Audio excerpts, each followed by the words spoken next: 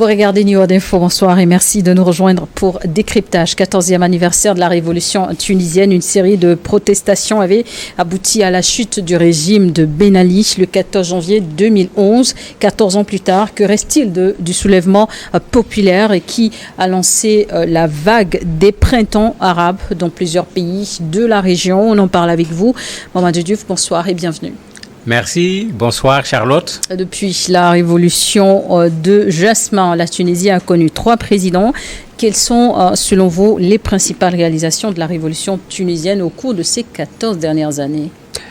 Malheureusement, la réalisation principale, c'est cette alternance dont vous parlez, puisque plusieurs présidents se sont succédés, alors qu'en Tunisie, l'habitude, c'était un président d'abord avec Bourguiba, ensuite avec Ben Ali. Il y a cet aspect politique qui a permis, pendant un temps, d'avoir de l'alternance en Tunisie, d'avoir des élections que l'on considère comme avoir été organisées comme il se doit. Et c'est là le plus difficile aujourd'hui, quand on regarde cette révolution, parce qu'effectivement, les Tunisiens réclamaient de la liberté. Les Tunisiens réclamaient de la démocratie. Mais les Tunisiens réclamaient également autre chose.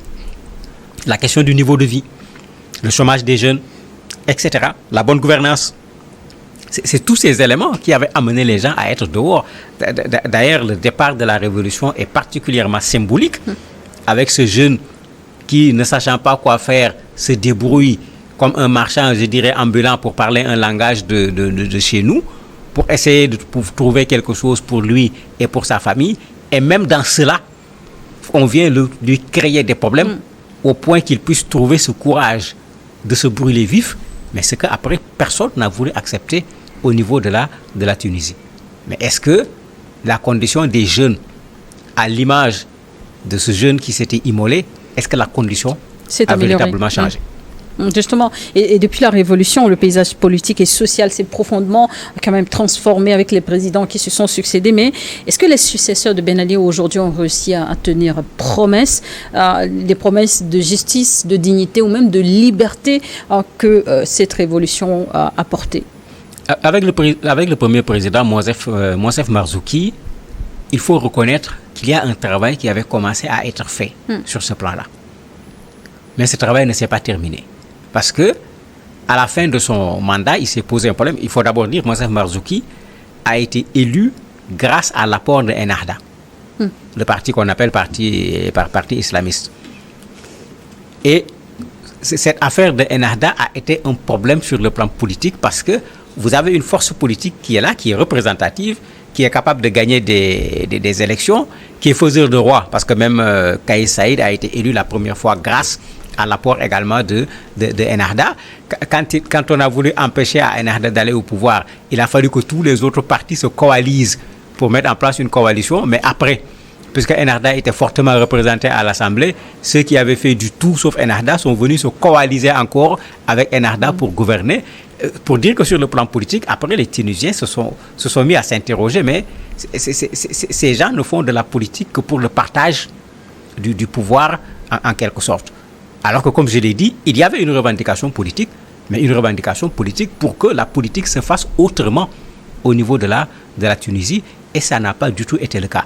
Après Mouassef Marzouki, c'est devenu pire. Progressivement, les valeurs de la révolution étaient piétinées par le pouvoir en place. Actuellement, il faut le dire clairement, c'est la catastrophe avec le président actuel. On le voit à travers le taux de participation au niveau des élections. On le voit à travers un président super puissant qui est là, qui décide de ce qu'il veut, de sorte qu'avec Kais Saïd actuellement, il faut dire que la révolution s'était battue pour que plus jamais qu'il y ait en Tunisie un président puissant qui puisse faire ce qu'il veut. 14 ans après, malheureusement, ce n'est ni Bourguiba, ce n'est ni Ben Ali, mais il y a un Kais Saïd qui se retrouve avec pratiquement tous les pouvoirs. Mais justement, parlons d'élections. Les élections depuis 2019 en Tunisie ont été marquées par un fort taux d'abstinence et un boycott de l'opposition. Mais le pays vit toujours sous ces défis majeurs à relever, notamment sur le plan économique. Mais tout à fait, sur le plan économique, il y a un sérieux problème parce que quand on en parle, c'est comme si le problème est dû à la révolution. Non. Le problème était là avant la révolution.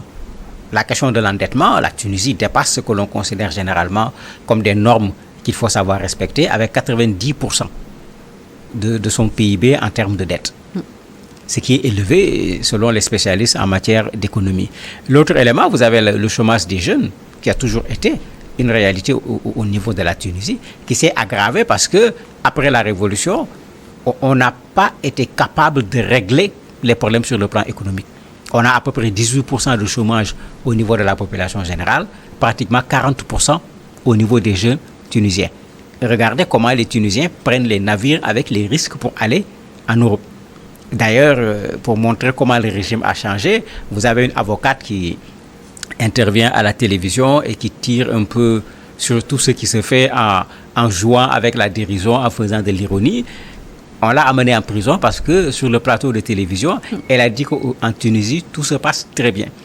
Et tout se passe tellement très bien que tous les jeunes ne veulent qu'une seule chose, c'est quitter le pays. Mais pour ça, elle s'est retrouvée en procès et emprisonnée pour dire qu'est-ce que la Tunisie est devenue aujourd'hui, où on ne peut même pas faire de l'ironie sur une réalité sociale qui est indiscutable. Là, justement, qu'est devenue aujourd'hui la Tunisie sur le plan de la liberté d'expression? Sur le plan de la liberté d'expression, c'est devenu un sérieux problème. Parce que sur ce plan-là, le président Kais Saied est difficilement compréhensible. C'est quelqu'un qui occupait les médias, qui a profité de la liberté d'expression pour se faire connaître en tant que constitutionnaliste, pour remettre les choses à l'endroit, si on peut l'appeler ainsi. C'est comme ça que les gens l'ont connu, surtout au niveau des médias.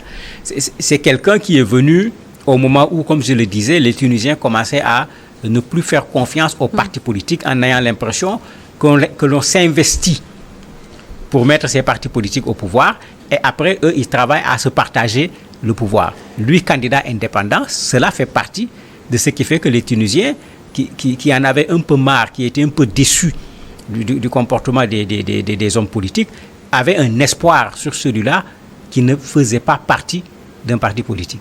Mais finalement, il a d'abord fait une guerre contre les partis politiques, mais au finish, il a fait une guerre contre la démocratie, il a fait une guerre contre les principes même de la révolution, qu'on se rappelle ce qu'il a commencé de faire à partir de 2021 en limogeant le Premier ministre, en décidant d'abord de suspendre l'Assemblée des représentants du peuple pour ensuite le dissoudre, organiser des élections avec un très faible taux de participation.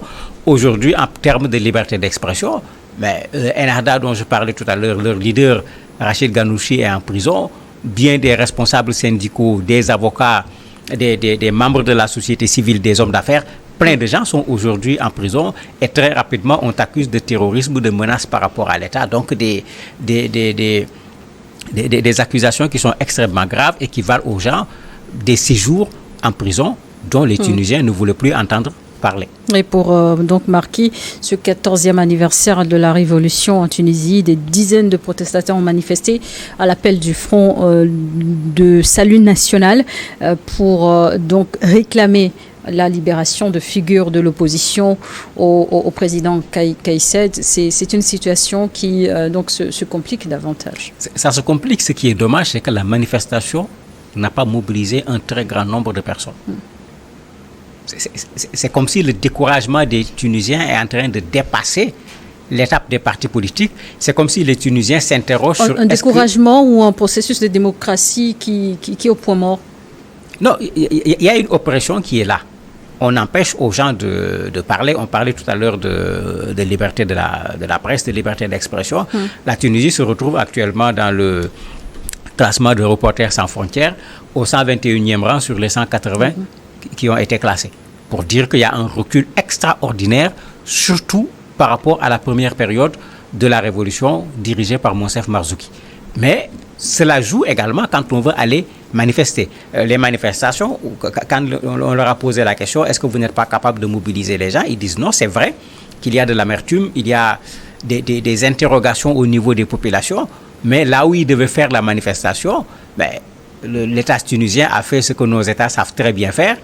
Pour que la manifestation soit très petite, vous bloquez les voies qui mènent à la manifestation pour empêcher les gens d'aller à la manifestation. Vous sortez toute une armada militaire qui peut participer également à décourager certains à venir participer à la manifestation. Et après, on va dire, vous allez voir, la manifestation n'a pas mobilisé un très grand nombre de personnes, sans dire tout ce qu'on a fait pour que la manifestation ne mobilise pas un très grand nombre de personnes. C'est un peu ça aujourd'hui la réalité de la Tunisie sous Kais Saied. Et certainement, ces gens se disent, attendez, il faut faire renaître cet espoir, il faut réveiller cette Tunisie qui a fait partir Ben Ali pour pouvoir trouver la solution et avoir cette Tunisie qu'on recherchait en faisant cette révolution, une révolution qui a été payée, il ne faut pas qu'on l'oublie, à un prix qui a été extrêmement élevé. Il y a eu plus de 2000 blessés, il y a eu 330 morts, mais est-ce qu'il faut refaire encore une révolution en Tunisie pour pouvoir obtenir ce qui avait été demandé pour la première révolution?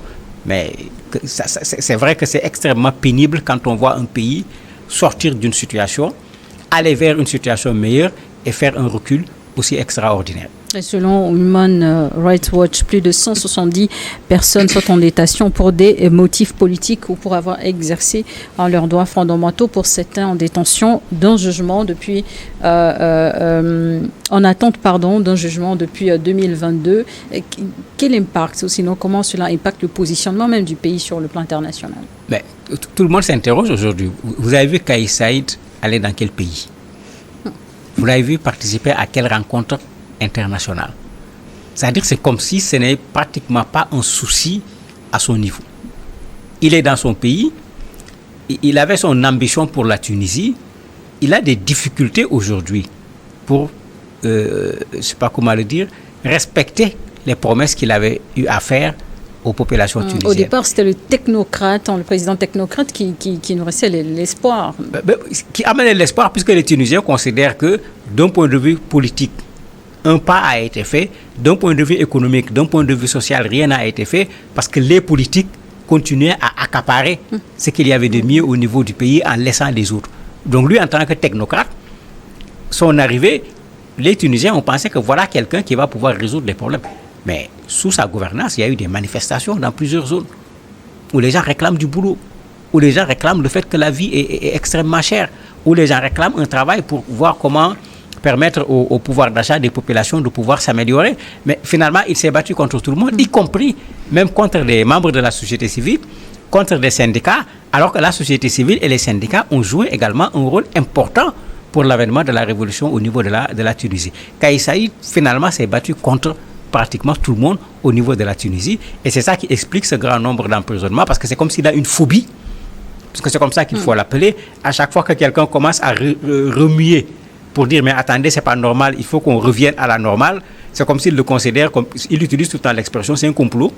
Il a accusé pratiquement tout le monde de complot, mais il ne peut pas continuer à emprisonner les Tunisiens. Il ne faut pas qu'il oublie que sous Ben Ali, sous Bourguiba, mais ils étaient allés jusqu'à emprisonner à un certain moment plus de 30 000 militants et sympathisants de Ennahda. Ça n'empêche que jusqu'à présent, Ennahda est une des plus fortes forces politiques au niveau du pays. On a emprisonné actuellement leur leader qui ne l'avait pas été à l'époque parce qu'il avait quitté pour aller se réfugier en Grande-Bretagne. Mais cette force politique est toujours là, d'autres forces sont là.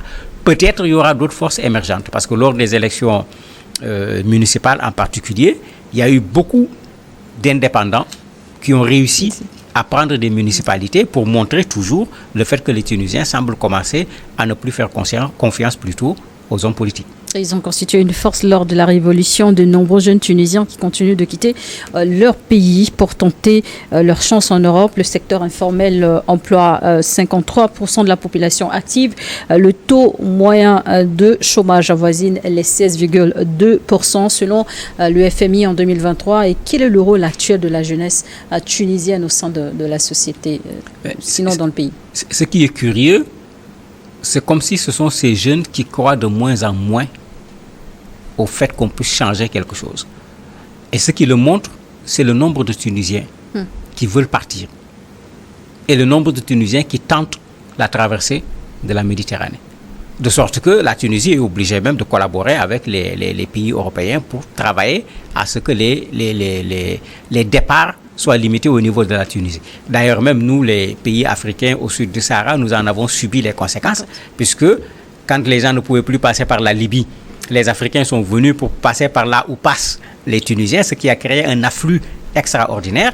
Et rappelez-vous cette réaction de Kais Saied, encore lui-même, qui est même allé dans les théories de remplacement en disant que les Africains étaient là pour remplacer les Tunisiens, et ce qui s'en est suivi comme réaction en termes de racisme par rapport aux populations noires qui étaient là-bas, dont certains étaient en règle par rapport aux pays qui étaient installés, qui n'avaient rien à voir avec les autres qui ne voulaient même pas s'installer en Tunisie, mais qui voulaient passer par la Tunisie pour partir. Mais on en a profité pour s'en prendre aux Noirs d'une façon qui prouvait qu'il y avait un racisme dans ce pays qui n'est pas réglé, et le président de la République avait sa part de responsabilité dans ce déclenchement.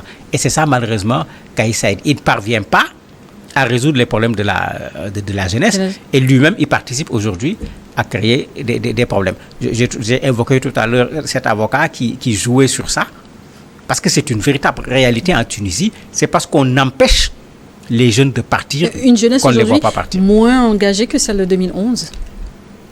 Est-ce qu'on peut dire moins engagée? Elle va s'engager dans quoi? C'est tout le problème. Quand tu ne veux pas s'engager, c'est Kais Saïed. Puisque c'est ça que l'on voit. Il a organisé son référendum, il a organisé ses élections, 13% de taux de participation. C'est très clair comme message. D'ailleurs, les gens lui avaient dit d'assumer et de quitter l'espace, de démissionner. Il ne l'a pas fait. Les partis politiques appellent à des manifestations. Généralement, qui sont dans les manifestations? C'est la jeunesse. Quand vous regardez ces manifestations, elles ne sont plus ce qu'elles étaient auparavant. Mais ça veut dire que la jeunesse tunisienne est en train de se poser peut-être ce que moi j'appelle la mauvaise question. C'est-à-dire comment faire pour que je m'en sorte moi-même, sans pour autant tenir compte des autres, alors que dans des conditions difficiles comme ça, quand on veut s'en sortir, c'est le contraire. Il faut se mettre ensemble pour trouver une solution pour tout le monde. Et comment la révolution tunisienne, d'après vous, se compare-t-elle aux autres mouvements du printemps arabe? Quelles leçons en tirer? Mais c'est les Tunisiens qui ont commencé. C'est eux qui ont, à la limite, donné le sifflet de départ. Les autres ont essayé de faire la même chose. Mais quand vous regardez, c'est avec la Tunisie qu'il y avait le plus d'espoir avec le premier pouvoir. Si vous regardez en Égypte aujourd'hui, on ne peut plus parler de printemps arabe. Vous avez un président Al-Sisi qui dépasse Kais Saïed en matière de « c'est moi qui gère le pays », il est là, il ne part plus. Vous avez en Algérie, on a essayé, ça n'a pas marché. Quand ça a marché, c'est l'armée qui a mis son candidat, donc on a retiré ce qu'on avait donné en quelque sorte. Ne parlons pas de la Libye où on ne sait même plus comment il faut présenter ce pays divisé en deux. Malheureusement, effectivement, c'est avec la Tunisie que les gens espéraient qu'on verra une nouvelle forme de gouvernance dans les pays arabes de façon générale. Mais on a attendu, on n'a pas vu les fruits, on n'a pas vu également les fleurs. 14 ans après la révolution tunisienne, que reste-t-il de cette révolution? Pour moi, ce qui reste à faire, c'est que les Tunisiens s'asseyent. Puisque dans un pays, c'est comme ça. Quand on traverse des moments difficiles, il faut avoir le courage de s'asseoir, de regarder le passé du pays, de situer les vrais problèmes pour trouver les vraies solutions. Dans un cas de dialogue? Mais obligatoirement. Kais Saïed tout seul ne peut pas résoudre le problème de la Tunisie. Il ne peut pas le faire tout seul. Quelle que soit sa bonne volonté, il ne peut pas le faire tout seul. Il peut faire de la Tunisie un pays qui soit un pays émergent, ce qui est possible parce que les potentialités sont là, mais il ne peut pas le faire tout seul. Il faut qu'il le fasse avec les Tunisiens, y compris les Tunisiens qui ne sont pas d'accord avec lui. Merci, Bois de Diouf, d'avoir participé à cette émission. Merci à vous de nous avoir suivis dans le décryptage du jour.